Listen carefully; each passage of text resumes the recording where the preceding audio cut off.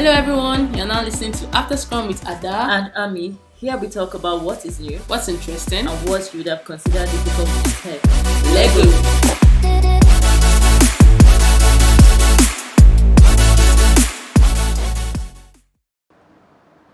Hello guys, Hey guys, how you doing? welcome back. Happy New Week, and I can't wait to say Happy New Month. Wait, it's just next week, you know. I was going to say I can't wait, then I realized that okay, wait, I can't wait. Yeah, and this is salary week. Yes. And welcome to our podcast again. Yeah. Yeah, so how have you been at the? I've been good. I've been swell. How have you been? How was your week? Which ones have been good? This is what you when somebody tries.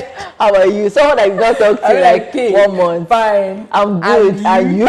And you and you. Because you know we don't have time to wait. Misha, what have I been up to? How has this week been? This week, I'm just glad it's over. Honestly, I don't know why, but wait, that was last week, right? Because today is Sunday. Yeah. Anyway, that been an interesting thing, exciting thing. Nope. I just had like a lot of work to do this last week. Okay. So yeah, that's why I said it's boring. And even I haven't even done anything like this weekend. Like literally today is 5. It's already 5 p.m. right? Yeah. Um, Tech life is boring. I haven't done Jesus. This is the real life of a techie. Yesterday was Saturday. Yeah. I didn't leave the house on Saturday.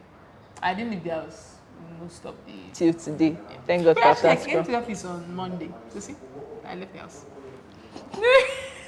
Anyways, Yeah, my how week have you been? stressful. Like I can't wait for this month to be over. Like there's What are something you I'm looking forward to? hoping that this product will finally do what Go it's live. supposed to do by the end of this month, which is the deadline. So you know how it is like when you're in injury week. Yeah, exactly. Hopefully the last injury week. So it's been intense. Yeah. If I'm Well, getting like feedbacks and stuff like that. See. all this stuff. I think maybe in another episode we'll look into like the other moving parts that make up like a project, Yeah. because I don't understand why sometimes you're supposed to get some feedback earlier on in the project, and it's when the thing wants to go live, That's when. that's when it will start coming out. Feedback. It doesn't really make sense. So maybe we'll look into it. I think we need to have other Explore people's it. opinion Yeah, exactly. So it won't be like and once, explore like, it so that we'll know whether it's a startup thing Yeah. or if it's a tech thing in general. Yeah. You know. So, But anyways, that's how my week has been. well, this next week is like after next week, then hopefully when you go Yeah. there, you can take a breather. I mean, does the work ever stop? That is the problem. Even Because when if you you're on take it to vacation. yourself, Even when you're on vacation. You'll be thinking to yourself that, you know what, after, once this project goes live, I can like finally, it's a Is your lie. pipeline a joke? Is pipeline a joke to you? Unfortunately, because then after that point, you now start saying, okay, now this is happening or this is Yeah. happening, and then you start And having then you have to there for like, what they call that thing? Damage control, just in case. Yeah. yeah. But that's it. What interesting things happened this past week? Apart from the whole gist with Blue Sky, I'm not sure it's even like necessarily a gist. What happened with Blue Sky? Well, more people are like, now you actually like have to get invited to get on the platform. So some people. Well, are you like, can't register again. No, I don't think you can register at all yet. I think people are probably on the waiting list, but they're still like on the beta version, which makes sense. Which makes sense. So you actually have to like get invited to get on the platform. And I think that what is actually interesting for me is the fact that they're trying to say, okay, the thing that they're trying to fix with Blue Sky, right? Because they're like now they decide, okay, this person usually used to, kind of like get associated more with this type of things. So let's just show them content like this. I'm not bother showing them this type of content, right? So like that's Pinterest, what Twitter does. No, but no, according to them. But it's the same thing that Twitter does now. Exactly. So they're trying to now like What's the do competitive? that. So, okay, what they want to do? They want to allow the users. That's actually what I'm saying. It's interesting. I'm trying to see how they solve that, right? They want to give the users the ability by yourself. You decide that you don't want to see this type of tweet or something like that. But And Twitter has now, it now. When you see some tweets that you don't like, you can report it and say, I don't want to see tweets. It's like this. Things like this, or tweets from this person or something. I don't know. I am not. That's exactly why I said it's interesting, right? Because I'm trying to see what novel. That sounds like revolutionary, good, like fancy English for nothing, really. I just want to see how they actually like, go about it. And then also they said that, you know, the whole conversation that Elon Musk has been having about, like, you know, the blue tick and who should have the blue tick, and that's very controversial topic, right? It's not going to be something that they're going to have on Blue Sky, which makes sense. But well, I think at this point, people are not even really so bothered about blue tick anymore. I don't think it's. I think everybody have moved on. Yeah, we've all moved on. That's one thing with life, actually. Some things that have trend now and it will be like on everybody's lips. Just give it a few weeks. Yeah, months. give it time. If it's Nigerian news, just less than a week. 24 hours. 24 hours, something else has already happened. Everybody forgets you and everybody just move on with their life. Because why? Because why not? I want this stuff where, like, this is like off topic anyway, but someone was like saying that he used to feed up, well, it was like kind of like how a skit, right? So like he used to feed up people's energy, right? By going to their let's say their tweets or whatever, to type inciting comments, and then those people get angry, and then he'll just be happy. And I was just like, people are like that in real life. Like, it has to be, because there's sometimes, actually I told you I don't especially on comments. Twitter, they're very sad people there. No. If on Instagram as well, there's sometimes I just open a comment section and I'm like, why did I come here? Because there are some things like it's very well, I don't know. I feel like the comment section is where the life is at. Like when you see a tweet, like me, when I see something, IG, Twitter, the first place I'm going to is the comment, because the party is there. They've already insulted one person. They've insulted the person's father. They've insulted the person's mother. Person's father and mother, they don't know anything about what's happening. But somehow, I think that insult thing is a Nigerian thing, because we throw insults anyhow. Let's even talk about like this this girl Hilda. One. What's now concern Nigerians with going to the person that was holding the title before, insulting the person? I say it's a Nigerian thing. Nigerians, I don't know. Said that they were going to attempt to break Hilda's record. They stay insulting them. I'm like, see, so I saw a tweet, and the person said that he doesn't really know why Nigerians are like this, but he feels like why Nigerians are like this is because we go through too much hardship, and then we just feel like we need to be better than other people. And we just feel like we need to exert ourselves, even in spaces that are not necessary for them to kind of like just as a result of our upbringing. So maybe they're using the tweets to give off stress, because therapy is expensive in Nigeria. So and we all need therapy. Exactly. We need therapy on board. Actually, this makes sense. We all need therapy. Therapy is expensive, so everybody's self-diagnosed and trying to find a way to. And then abroad, some people like I've seen like places where you can just go and break things when you're angry. What do you want to break in Nigeria? You can't even break things. When you think of how much to buy it again, inflation. Places that you bought like 200 naira, when you now break it, you have to buy 500 naira. One time like that, when I got upset and then I broke my phone. When I got myself, my mom was there. Welcome back. Welcome back. I just told myself, like, what was I even thinking? Like, after, I don't think I'll ever repeat that experience, because I'm kind of happy that nobody held you, so that you can experience it for yourself. And you know that exactly. Like, no, I beg. Sometimes it's just too much. Yeah, I think it's cheap therapy. Yeah. Anyway, so today we want to talk about techie stuff. Because we are still tech ladies, in case you forget. Yeah, right. Yeah, I want to talk about technical debt. Yeah. And very important. Because I think I and Ada, we just noticed that in our respective projects, we've actually seen the fact that technical debt is catching up with us. Yeah. And we have just decided to come and share. Exactly. And find out if there are actually like ways that, Well, not completely avoid, because I don't think it's No, I don't possible, think it's possible. but to a large extent, manage, right, the amount of technical debt Yeah. that you get on your project. Yeah. And also, like, okay, when you notice that, okay, this project is becoming, when you actually, like, when is it, like, when does it become a technique? When you start thinking to yourself, okay, it looks as if this project is accumulating debt and this is what we need to do about it. Yeah. Right? But I feel like some people usually wait until it's too late Okay. before they will now actually start saying, okay, True. it looks like, be like, say, That's remember, like, there was a time, I think it happened like a month ago.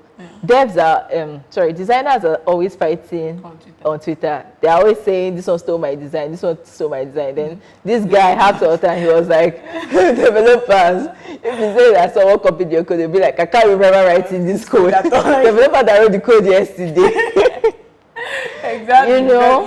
Because there are 100 million ways for you to actually, like, achieve the same thing. Yeah. And developers kind of feel like proud if they write a solution that someone else can use. Exactly. Yeah. Like, you know how excited I used to be when someone asked me for something, and that maybe I've actually, like, done something like that before. I'm like, yes, I've done something like this before. Yeah. And I'm going to show you. And you Because give the next code time- safe. Exactly. You copy it I'll and show you where say, to take get it. it. Like, Take it. like, So, like, that can show you that it's very easy for developers to have, like, technical debt. If you cannot even remember what you wrote, like, you see a code that you wrote like a week ago and you're like, who wrote this thing? yeah. That shows you that, Yeah.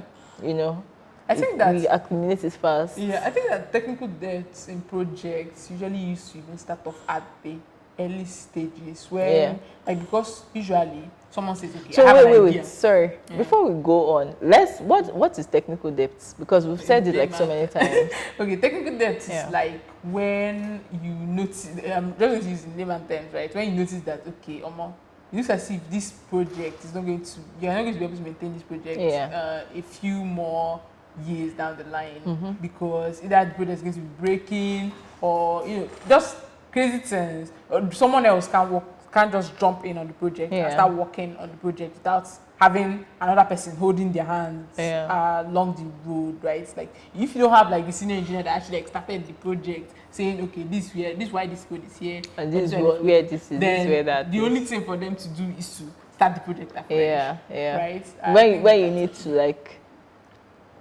you notice that you need to refactor your code. Yes.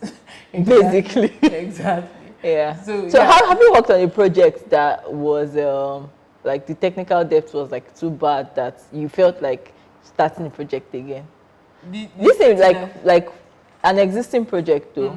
Exactly. That you've jumped in. Yeah. Okay. Before that, it wasn't like just. You didn't start I it. didn't start it. Okay, so these guys I'm working with, I won't say it. I think that they actually noticed there some time. Okay. And then they are like, okay, you know what? This project has gotten to the point where it's very difficult to maintain. If someone else comes in, it's not as easy to figure out what's actually, like, going on and stuff like that. So me joining them was actually like them saying, okay, we're actually, like, going in one of two directions. There are a lot of things that are breaking, and while it works, there are sometimes when, like, things don't work out as expected. Okay. So we want to know, okay, what are we going to be able to do about it, right?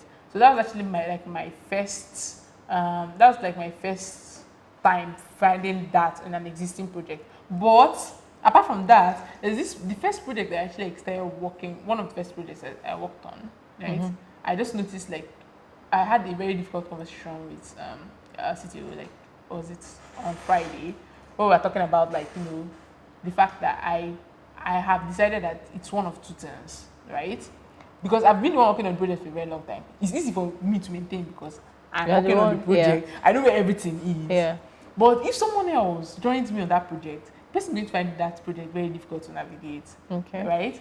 And apart from that, I noticed that, sometimes out of nowhere, nobody has done anything on this stuff, but, like, a package is going to, like, break. You push up code, and DevOps guys are like, why did you install this or something? And then it can't even run on, like, the current node. You have to downgrade the node for the project to run on the PS code. All those kind of issues. Yeah, exactly. So, and for a very long time now, I've just been like, okay, you know what? I'm just going to try to upgrade. And sometimes, some weekends, actually, which is very, very annoying, I spend some weekends, I'm like, this weekend I'm going to try and upgrade this. And then I spend that weekend trying to upgrade the project. And then by the end of the the weekend, I find that I couldn't do this stuff, right? And I'm like, you know what, okay, let's leave it till next time. At least it's working for now. Yeah. So I had to make the very difficult decision, right? Do I continue like this? Because what it meant was that, like, sometimes when we want to update the code, something out of nowhere that I didn't even touch in the updates is going to break in. Yeah. Yeah. And then if someone else wants to join, which is something I'm taking very seriously, because, like, you know, the project's growing. You need to enforce them using your best practice. Exactly. I think that's one of the things I've learned so far, like in this project I'm working on. I made a huge mistake. So, like, I started off the project and created a structure, but I did not enforce. Exactly. So, because I think this thing, code reviews is important. yeah, so I think this thing is very common in startups, especially when you're at a point where you're you know, they used to say it's either you're optimizing for speed or you're optimizing for efficiency. It's very hard to optimize for both at the same time. So I think bigger companies, like, is what I want to assume. I think most bigger companies, they optimize for efficiency because they are very big. They have, like, a huge amount of staff. So they're going to make sure that everything is done well and everything. But when you are at a point where you're optimizing for speed, you just be like, just do it. Yes. She's working. She's working. Demo it. It's working. Push it. Yeah. We'll come back to it later. You will not come back to it. That's another thing. Won't be telling you that the person now leave. Yes. See, you know how, actually, this thing you mentioned is very, very important, because I think that sometimes we used to underestimate how often we say, you know what, let's just pass the code now. Let's just fix this breaking change now. Yeah. We'll come back to it and fix it later. Yeah. Usually, we never come back to it. Yeah. You find that because it's backlog a joke. Exactly. You always have backlog. That thing gets merged and people are using it and it's fine. They're going to go you don't on even to want to more touch it things. because it's working. Exactly. Are you safe? You're even afraid. That it will not break something else. It's true now. Exactly. So I think that's it. Actually, you know, let's even talk about, like, you know, you mentioned something earlier about how you didn't enforce, like, you know, you didn't enforce, you actually, like, created, like, a structure, structure that should be followed, and you didn't enforce it, right? How easy do you think reviewing, like, how easy do you find code reviews? I think it's difficult. So that's the thing. So it still depends on, even the way you review your code, most times, it will depend on what you're optimizing for. Like, for me, you know, I was reviewing it, but I was optimizing for speed. So I was like, okay, I don't really like the way you did this, but it's working. Because we're working at a point where we have tasks for the week, and we need to push them up. They need to be up by the end of the week. So another thing that why it's harder to be a senior is because you have to be making sure that people under you are doing the right thing, and you still have your work to do, and you still have meetings. Yeah, exactly. So when you're optimizing for speed, sometimes you just want to be like, okay, it's working. It's not the way I would have written it, but it's working. Maybe we can go through that later. So I think that was, like, for me, that was it. But then coming back to it, and you know the thing about this coding of it, coding can be very funny because something that looks like is working, I come back in 1 week. It will now show you the real color. And it is that you can even push it up to stage, you know, to live, and it will be looking like it was working fine. But when it's now, I don't know, after a while to show you its true color, and then it will now take you back to not writing code properly. Yeah, exactly. It will take you back to not writing, because if you had written the code properly and if you had reviewed it and you have said that, and you had other people's eye on that yes, project. and if you are reviewing the code and you say, like, okay, it's working, but it may not work in this case, cases because you didn't write it well, and you enforce it. It may take back your time, like the timeline of the project, but then you would have done it well, exactly, and then you won't have to come back to it. So that's just the whole cycle. That, right? Yeah, I feel that, you know, sometimes optimizing for speed instead of efficiency is kind of, like, dangerous, because yes, you get something out there, but over time that stuff becomes something that's not easily maintained, right? I work with this thing that if let's say I write code and I didn't even add comments. At first, it was annoying because I was like, it's working, right? Or like, if the documentation I put there is not sufficient, if I don't put tests and stuff like that, it's always get approved. And because the tests even run automatically, right? Before I can even send my PR out to someone to even review in the first place, it has to have passed the test. Okay. Right? And then sometimes I don't want to cheat because I'm tired and write tests that is easy for you to pass. Yeah. But then even those tests that are easy for you to pass, if I write those type of tests, they're going to be like, okay, but you didn't test for this one, I didn't test for this one, I didn't test for this one, and then I have to go back with my thing. So over time, right, I learned to, okay, so in my head I'm like, okay, you know what? Instead of having to go back and then come back and do the same thing, why don't you just think about all the things that you can possibly break this code and make sure that you outline all of them. And then, so I try to bring that over to like, projects that I'm actually the person that is now like maintaining those projects. And I'm now thinking to myself, okay, like how am I going to, I know that yes, so speed is important and yes, this client is on our neck, blah, blah, blah, blah, blah. You have to do this thing now. If you don't do it now, blah, blah, blah, blah, blah. I'm like, calm down. All these things are true, I know. But it's better. I have this project actually that has been online for a year and not once have anybody called me and said, this project has this issue or this project has that issue. Nothing like that. Like it's just been live and people have been using it and I can see the amount of people that are using it every day. So it's not, it's not as if people are not using it and maybe that's why. People have been using it and the project has not gone down or anything like that. And I knew that before I actually started working on that project, I outlined, okay, what do I want this project to achieve in the end?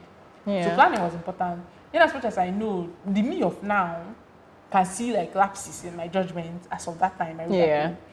But I think that, for when you compare it to this other project I was talking to you about, that one was well structured. Right?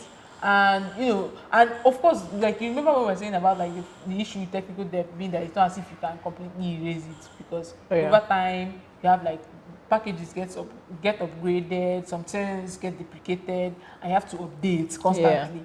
Right? I feel like that's up because now you're adding to your job. So it's not just that you write code and write tests and review other people's code that are working on the project with you.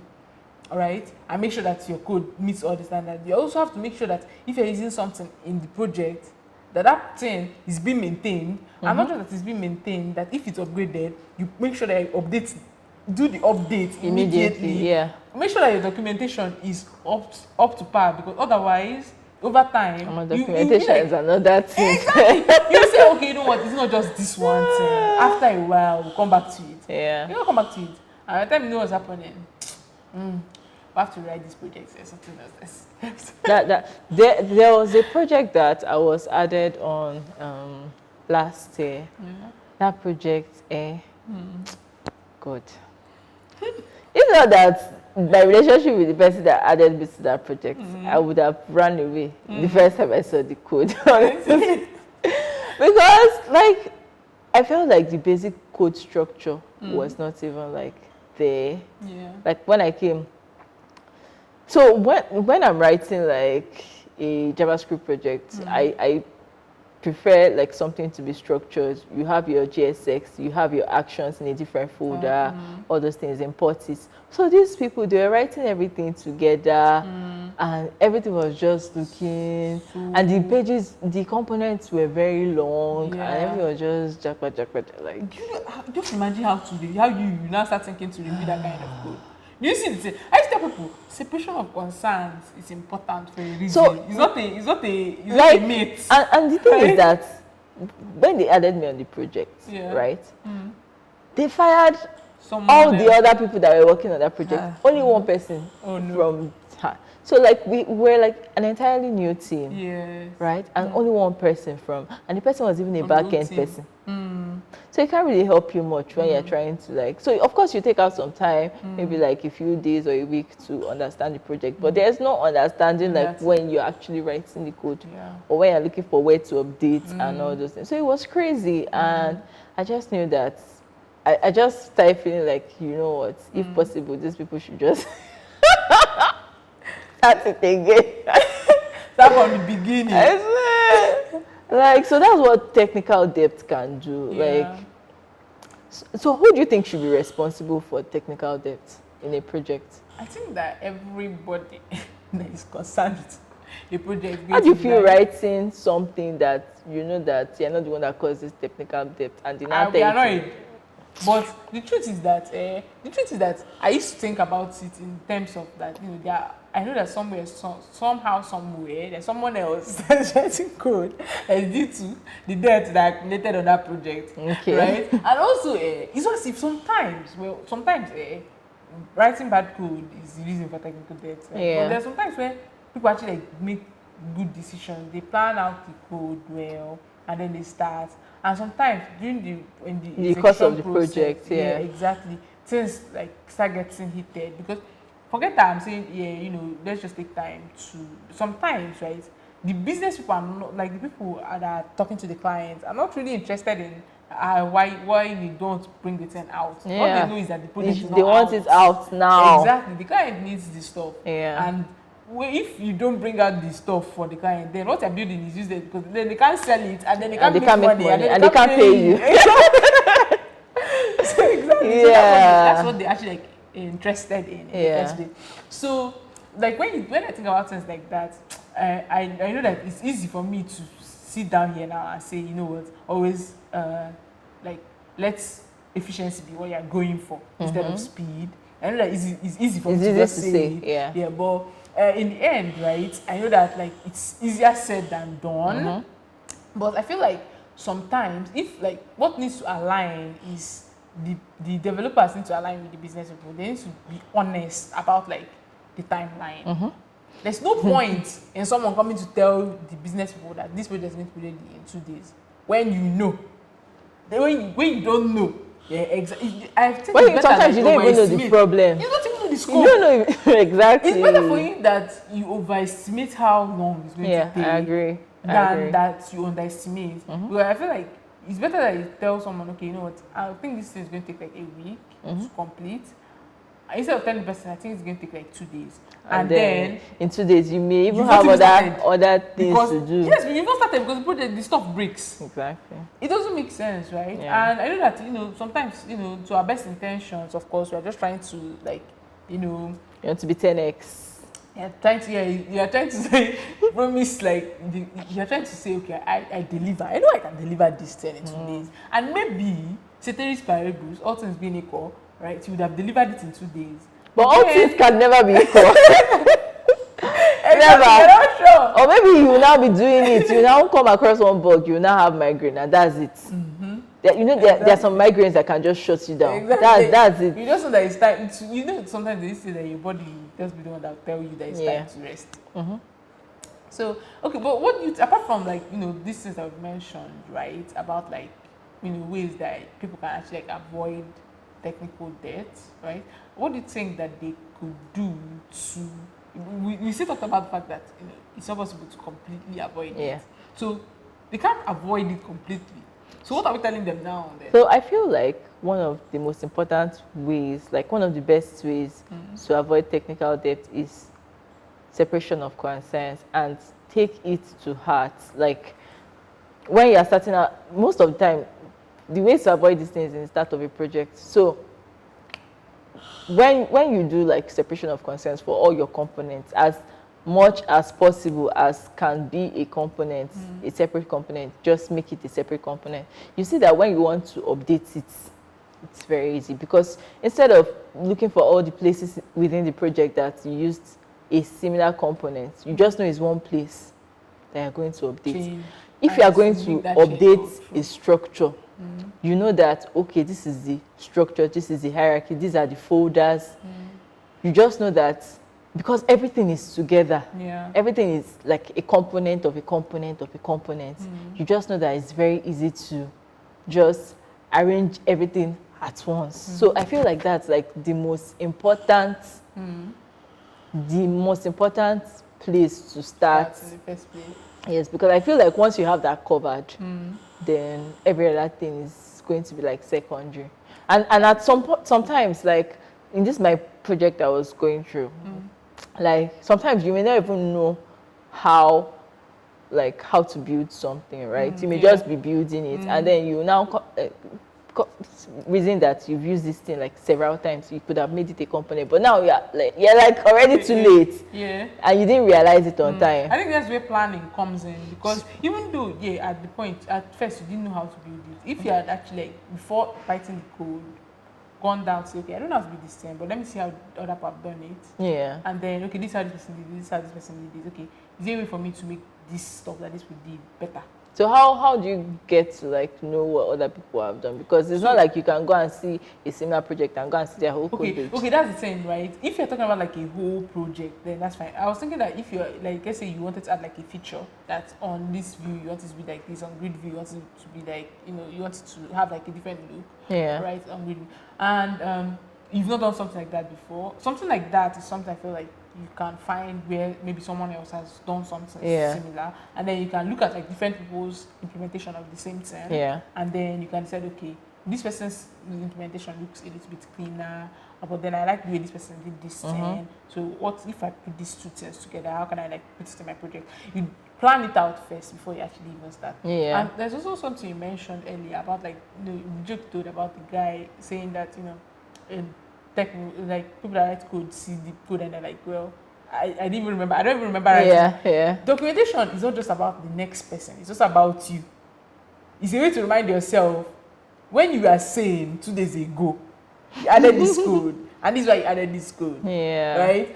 And sometimes I see stuff that I wrote like as for documentation in my code, and I'm like, oh, okay, this makes sense, right? But then sometimes I also write like, one thing is also writing documentation, another one is writing shitty documentation. Sometimes you see something you wrote before, you're like, why did I write this? When did I write it? Exactly, it doesn't make sense, right? So things like that, I think that, there are also like ways as well that, you can actually like try to avoid technical debt as much as possible. Also, I also think that like, in terms of maintaining the code, always like, I think I mentioned this before actually, like always checking the upgrades and the updates that have made to the packages that you are using and stuff like that. It's very, very important. And if you make that update, it won't be like a few years later that you now realize that, oh shit, this project is actually in 1 point something something and I'm still using 0 point something and then it's now difficult for me to upgrade. There was something that you said, and I think it's common in the tech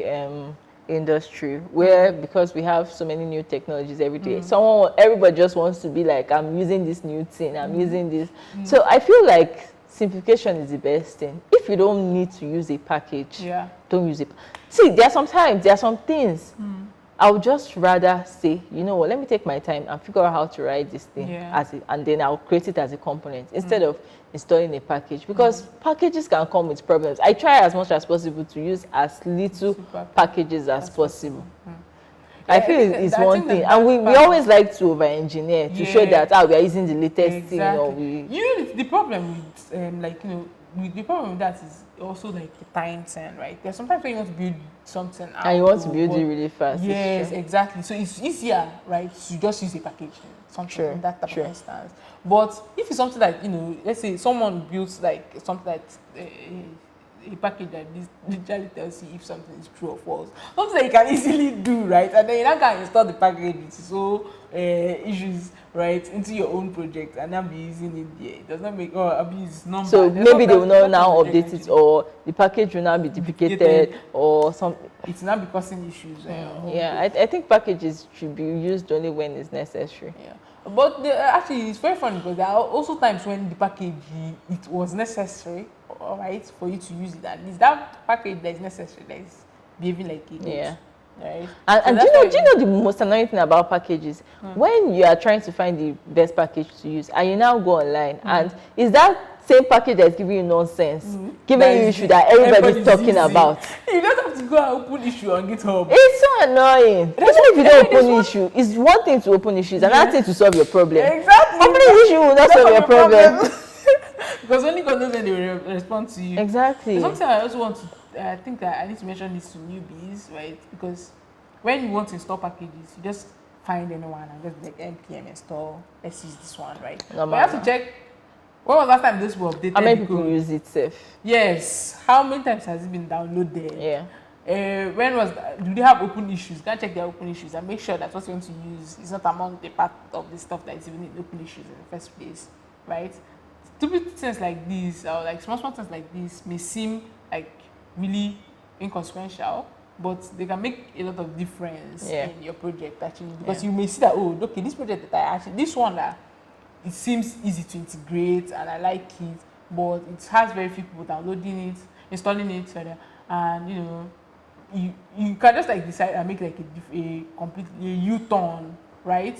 I agree. Like to me, I think one of the most important things I check is even how many downloads, because I feel like if there are so many people, these people will have mind when they are making some kind of changes, because they know that they are affecting thousands of people's life. Yes. So I think it's one of the first things I check because of that reason. I also like appreciate projects that when they upgrade, they still leave the things that are working on the other one, the previous before. version. Except if they say they felt like it was a breaking change and stuff like that. I think I want to mention this Redux stuff, right? I was working on, like, I needed to switch the projects, or rather I just decided to switch the project, right? But I realized that even though Redux has like a much better way to work with hooks, right? It's still that support for like the OG Redux, the way you have the action files and stuff like that. It's still there, it still works fine, right? But just that they made it way much easier. They wanted to, like, you know, because of the fact that React is evolving and stuff like that, they wanted to evolve with it, you know. And I don't know why, but when I saw that, you know, they still support the old one 100%, so it's not as if, like, you know, they're fading out the new one. Yeah, exactly. And then if you don't go upgrade your projects now, the stuff like iPhones. When they want you to buy a new one. It's just out over time, right? So I think that it's very interesting. So I think technical depth is something you need to even check out in the beginning, like be conscious of it and take steps to avoid it in the first place, so that when you eventually have, because I don't think you can actually avoid it, because as you keep growing, even in a project, if you write a project for 1 year, it's not the same mind that you used to write the project when you started out that you still have 1 year later, because you would have seen things that could have been better, things that, you know. Yes. So I think taking all those initial steps will help you, like, it will help you to be able to make those changes easily and faster. And deciding from the beginning what's necessary and what isn't. Actually, this I'm going to draw inference again to this Redux stuff, because I spent a very long time yesterday working on it and it's stuck in my head. But there's something he said, the video I was watching. By the way, do you prefer to read or do you prefer to watch videos? I was having this conversation with somebody, with a newbie, and I told him that for me to learn something, I have to watch, read, watch again. And it has to be a combination. Yeah. Because I don't think reading is enough for me and watching is enough for me. It's very funny because I've always been this person that used to say that, you know, documentation, by the way, documentation is underrated, right? But there's some documentations that you don't even want to go there. Exactly. So I actually I would say that the documentation is great and stuff like that, but you know, sometimes watching someone else use it will even help you to understand more about like that documentation. I think one thing I like about tutorials, I like tutorials where the person teaching people makes mistakes. Yes, and it's not like I don't want you to be done and then now come over. I like to see the mistakes that they make and the process of fixing those mistakes. Yes. You What know? was the thought process? It's just like you know, when you have like a peer coding like and then you make mistakes along the way. I like to see like, okay, how did you figure it out that this was actually like where this issue was from? Right?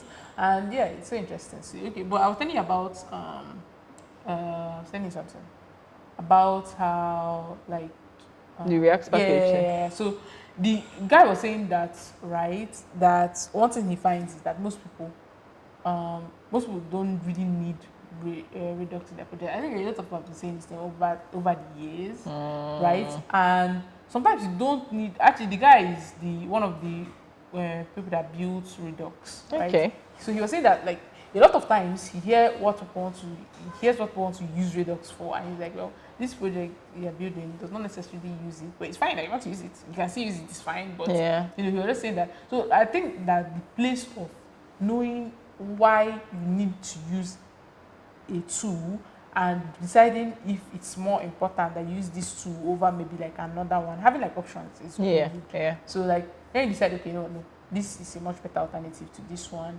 Sometimes the React context is great already for what you want to do, and this is like specific to React.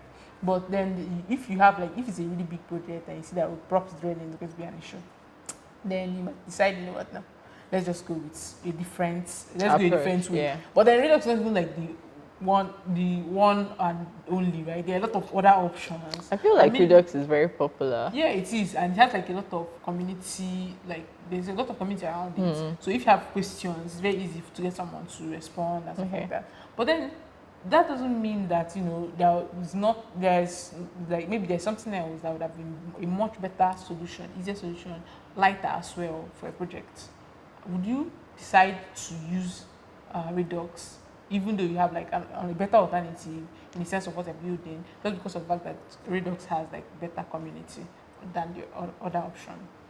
So it just depends, especially with new stuff. So I feel like they can be shiny at first, but then you don't even know how long they're going to maintain it. Yeah, exactly. You know, so I think for me, maybe I can try it out in a personal project. Just want to see how it works and everything, and just have that knowledge. So just in case. But I don't think I'll just go and switch out on a project or something that is reliable. But I understand that. I understand that. I respect that, right? Because sometimes you may say, okay, this is actually like better for my project, but then 2 years later, those people decide, you know what, we're closing shop. The way the economy is and everything is now. You now buy technical debt for yourself. But that's why I usually think that some of these things are open source, which means that, you know, it's always going to be out there. It's just that maybe it's not going to be maintained as, like, you know, as well as, you know, something as popular as Redux. Anyway, that's a commercial for Speaking of open source, this Oscar Fest, I think it's coming out in June. On June 15th to June 17th. Yeah. I don't know if you guys are going. It's just let us know. Holler us and take pictures for us. Yes, I'm speaking about events, the game night. Yes, So there's this game night. Is it game? It's not game night, it's like a game day because it's not in the night. Anyway, for gamers, and it's happening in Enugu, and it's happening this weekend. And we're going to be there. And we're going to play games. And it's just going to be like fun, collaborating with techies. You're going to see mostly techies there, and mostly like game developers. You guys should just pull up, because I don't know, Oscar Fest is in Lagos, and you may not even go.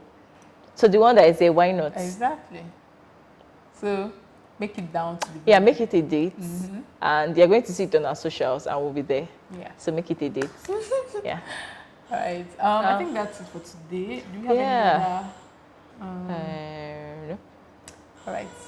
So I hope you guys have learned 18 or so. Just let us know, about tell us your stories about technical debt. Exactly. And if you've had to jump on a project that was so annoying, and you were only there for the money, because most of us really in real life, that's what we do.